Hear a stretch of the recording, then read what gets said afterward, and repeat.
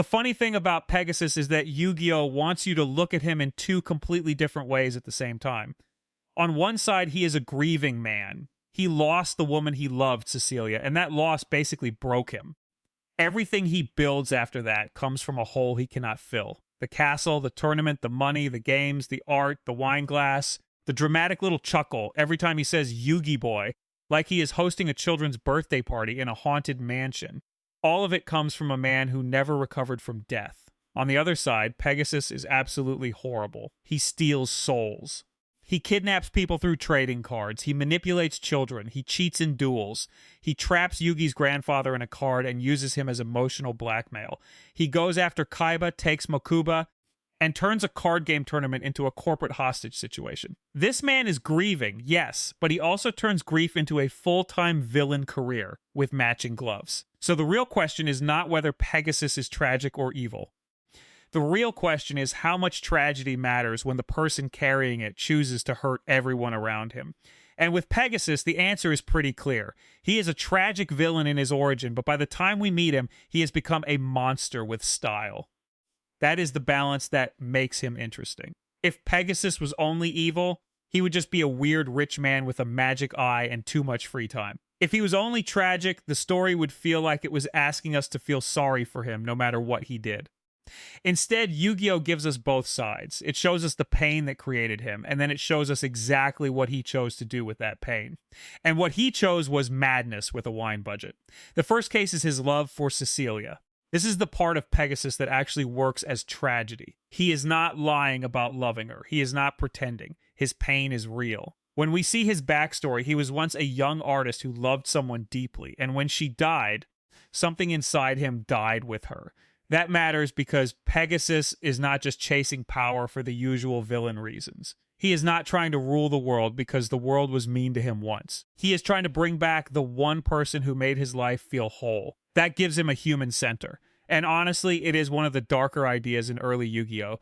Pegasus does not want money. He already has money. He does not want fame. He already has fame. He does not even seem to care about normal happiness anymore. He wants to defeat death, which is basically the one enemy no duelist can beat unless the writers are feeling generous that week.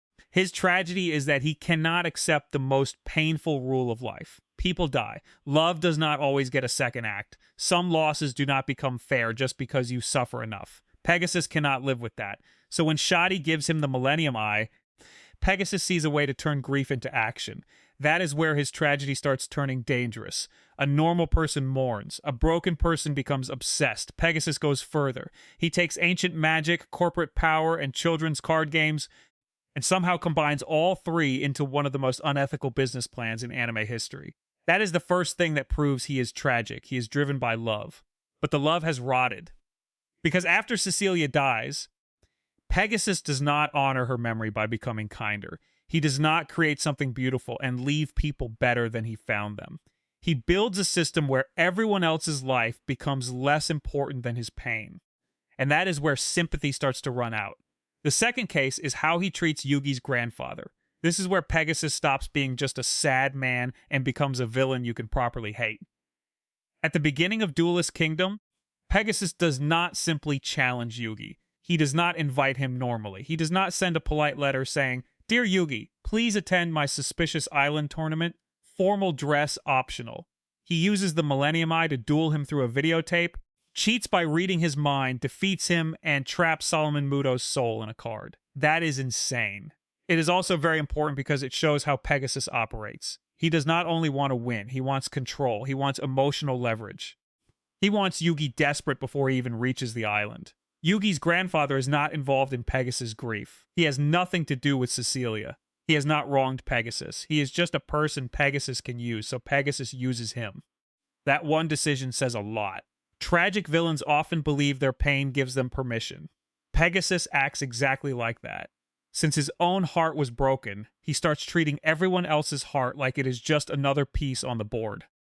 Yugi's love for his grandfather becomes a button Pegasus can press whenever he wants. That is monstrous, and the worst part is how casual he is about it. Pegasus does not act like a man doing something terrible.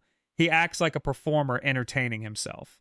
He smiles, he jokes, he teases, he calls Yugi Yugi Boy while holding his grandfather's soul hostage, which is the kind of thing only Pegasus could make sound both silly and deeply threatening. This is why his style matters. Pegasus is charming. He is theatrical, he has manners, he speaks softly, he draws cartoons, he loves funny little monsters like Toon World. He does not look like a brute. He looks like a rich art teacher who would politely destroy your life and compliment the lighting while doing it. That makes him scarier. His cruelty does not come with rage. It comes with elegance. He does evil things with a smile, and because he has style, he almost makes people forget how ugly those actions are. Almost. The third case is the Kaiba situation. Pegasus wants control of Kaiba Corp because he believes its technology can help him reunite with Cecilia. Again, the motive connects back to tragedy, but the way he goes after it is completely vicious. He targets Seto, Kaiba, and Mokuba. He uses them as tools. He traps Mokuba's soul. He pushes Kaiba into a position where the company, his brother, and his pride are all under threat. And Kaiba, for all his arrogance, is still a teenager trying to protect his little brother. That part gets overlooked sometimes because Kaiba is Kaiba. He walks into every room like he owns the oxygen. He is rude, dramatic, and somehow always one insult away from declaring war on basic human warmth. But Pegasus is still an adult using supernatural power against children. That matters. Pegasus' grief does not make this a romance. It makes it worse. He is willing to destroy other families because he lost his own future with Cecilia. He is willing to put Mokuba through horror because his dream matters more to him than anyone else's life. And that is the real corruption in Pegasus. He has convinced himself that his goal is beautiful, so the damage becomes acceptable. That is one of the most dangerous kinds of villain thinking. Pegasus is not destroying people because he thinks destruction is fun, even though he does seem to enjoy himself way too much. He is destroying people because he has placed his love story above everyone else's humanity. That makes him more realistic than he first appears. A lot of selfish people do not see themselves as selfish. They see themselves as hurt. They see themselves as misunderstood. They see themselves as the one person with a pain special enough to justify things other people would be condemned for. Pegasus fits that perfectly.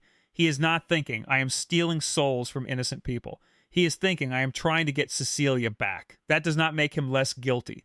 It makes his guilt more specific. The fourth case is the cheating. Pegasus is the creator of Duel Monsters, or at least the man who turned it into the game everyone plays. He is supposed to be the ultimate duelist. He understands the cards better than anyone. He has rare cards, custom cards, and an entire island built around his own tournament. He already has every advantage a person could possibly ask for, and he still cheats. The Millennium Eye lets him read minds, and Pegasus uses that power constantly. He sees strategies before they happen. He knows what his opponents are planning. He turns duels into performances where the other person thinks they are competing, while Pegasus is basically reading the script. That says a lot about him. Pegasus is stylish, but he is not honorable. He loves the appearance of games more than the fairness of them. He likes the drama, the costumes, the castles, the rules, the cards, the stage, but when he needs to win, he has no problem bending the entire match around his advantage. That is why Yugi beating him matters. Yugi does not beat Pegasus just because he draws the right card. He beats him because Pegasus cannot fully understand the bond between Yugi and his other self. Pegasus can read one mind, but he struggles when Yugi and the spirit of the puzzle work together and switch control. The thing Pegasus uses to control people becomes less effective against a bond he cannot reduce to one simple trick. That is a strong ending for him. Pegasus loses because he misunderstands connection. He is obsessed with the connection he lost, but he does not respect the connections other people still have. Yugi and his friends keep winning because their relationships are active. They support each other. They trust each other. They take risks for each other. Pegasus treats relationships as pressure points. He knows love is powerful, but he mostly uses that knowledge as a weapon. That is why he loses to someone like Yugi. Yugi's love for his grandfather makes him stronger. Pegasus expects it to make him easier to control. That is the difference between them. The fifth case is Toon World. This might sound strange, but Pegasus's deck tells us a lot about him. Pegasus uses Toon monsters. They are funny, exaggerated, playful versions of other creatures. Toon Summoned Skull, Toon Mermaid, Blue Eyes Toon Dragon. Even when he uses something powerful, he filters it through cartoons and performance. On the surface, That makes him entertaining. Pegasus is one of the few villains who can be threatening while playing cards that look like they came from a cereal commercial. He turns the duel into a show. His monsters dance, dodge, laugh, and mock the opponent. But underneath that, Toon World feels like another escape. Pegasus does not want reality. Reality took Cecilia from him. Reality told him no. Reality made death final. So he surrounds himself with fantasy, art, cartoons, castles, games, and illusions. He lives in a world where everything can be redesigned. Even monsters can become cute. Even danger can become entertainment. Even pain can be hidden behind a joke. That is sad. But it also makes him more disturbing. Because Pegasus's childish style does not make him innocent. It makes the evil feel stranger. He commits serious acts while wrapped in playful imagery. He turns horror into theater. He takes someone's soul and presents it like a magic trick. This is where Monster with Style fits him perfectly. Pegasus is not a monster because he looks scary. He is a monster because he can make cruelty look refined. He can make kidnapping look like a game invitation. He can make cheating look like elegance. He can make emotional torture sound like polite conversation. That is his whole trick. He dresses evil well. The final case is what happens after he loses. In the anime, Pegasus survives, and later appearances soften him a bit. That is important because it shows that the story does not treat him as pure evil forever. After his defeat, he is no longer the main threat. He becomes more of a strange former villain with too much drama in his blood. But Duelist Kingdom Pegasus is still responsible for Duelist Kingdom Pegasus. The later version does not erase the man who trapped souls, manipulated children, and nearly stole a company through supernatural blackmail. A character can become less dangerous later without making their earlier actions harmless. That is where the answer lands. Pegasus is tragic because his pain is real. Losing Cecilia broke him. His dream of seeing her again comes from love, and that love gives him emotional weight. You can understand why he became obsessed. You can even pity the younger version of him, the artist who wanted a life with someone and lost it before he could have it. But understanding someone is not the same as excusing them. By the time Pegasus becomes the villain of Duelist Kingdom, he has crossed too many lines. He has turned grief into entitlement. He has decided his suffering matters more than everyone else's safety. He has built an empire where people become tools, souls become prizes, and duels become traps. That makes him a monster. The style just makes him memorable. And honestly, that is why Pegasus works so well. He is ridiculous, but he is never boring. He is tragic, but the show does not need you to forgive him. He is funny, but the comedy does not erase the cruelty. He can say Yugi Boy in the most unserious voice possible while doing something genuinely evil 5 seconds later. That combination is hard to pull off. A weaker villain would collapse under that tone. Pegasus somehow makes it work because every part of him feels connected. The cartoons, the castle, the wine glass, the soft voice, the obsession with fantasy, the need to control the game before anyone else can hurt him again. All of it comes from the same broken place. He lost the person he loved, and instead of accepting that pain, he tried to bend the world around it.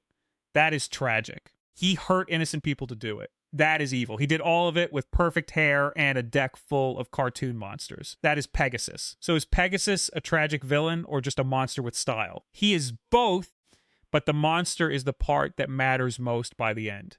His tragedy explains the road he took. It does not clean the blood off the road. It does not give Solomon his soul back faster. It does not make Mokuba less of a victim. It does not make Yugi's pain part of some beautiful romance. Pegasus wanted the world to care about his loss, while he refused to care about the losses he created for everyone else. That is the truth of him. A sad man became a cruel man, and the fact that he looked fabulous doing it does not change what he was.